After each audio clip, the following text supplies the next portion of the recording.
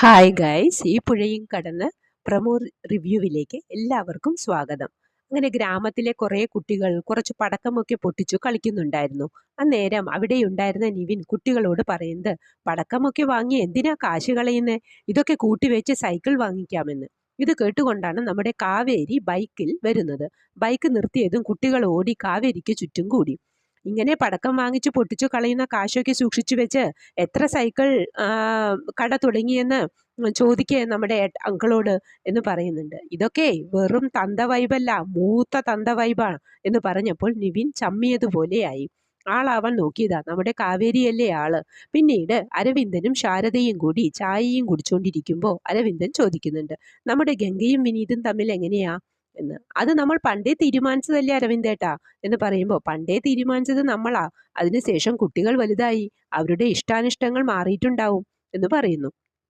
അത് കഴിഞ്ഞ് ഗംഗ ടൈലേഴ്സ് എന്ന ബോർഡൊക്കെ വെച്ച് അതിൽ ഗംഗയുടെ ഫോട്ടോ ഒക്കെ ഉണ്ട്. എല്ലാവരും ആ കടയിലേക്ക് വരുന്നു. വിനീത് ഗംഗയുടെ ഫോട്ടോ നോക്കി നിൽക്കുന്നുണ്ട്.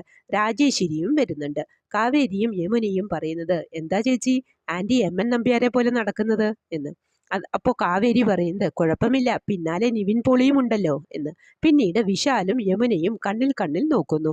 അത് ഗംഗ കാണുന്നുണ്ട്. പൂത്തിരിയൊക്കെ കത്തിക്കുന്ന കൂട്ടത്തിൽ കാവേരി ചോദിക്കുന്നുണ്ട്, വിശാലെ, റോക്കറ്റൊക്കെ ഇരിപ്പുണ്ടോ? ഉണ്ടല്ലോ, നമ്മൾ ഈ പടക്കമൊക്കെ പൊട്ടിക്കുമ്പോഴേ ഓസോൺ പാളിയിൽ ഓട്ട വീഴുമെന്ന്. റോക്കറ്റിൽ പോയി അറ്റകുറ്റ പണിയൊക്കെ തീർത്തിട്ട് വരട്ടെ എന്ന് പറഞ്ഞ് ഒരു ഏറുപടക്കം ദൂരേക്ക് വലിച്ചെറിയുന്നുണ്ട് കാവേരി. അത് നേരെ പോയി നിവിന്റെ അടുത്ത് പോയി പൊട്ടി. അത് നിവിന്റെ മുട്ടിലെന്തോ തട്ടിയെന്ന് തോന്നുന്നു. രാജേശ്വരി കണ്ണുരുട്ടി നോക്കുന്നുണ്ട്. കാവേരി ശരിക്കും അവനിട്ടൊരു പണി കൊടുത്തതാണ്.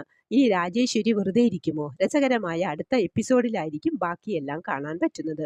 ഇതൊക്കെയാണ് പ്രമോ വിശേഷങ്ങളായി കാണിച്ചത്. പ്രമോ ഇഷ്ടപ്പെട്ടുവെങ്കിൽ ലൈക്ക് ചെയ്യാനും ഷെയർ ചെയ്യാനും സബ്സ്ക്രൈബ് ചെയ്യാനും സപ്പോർട്ട് ചെയ്യാനും മറക്കരുത്.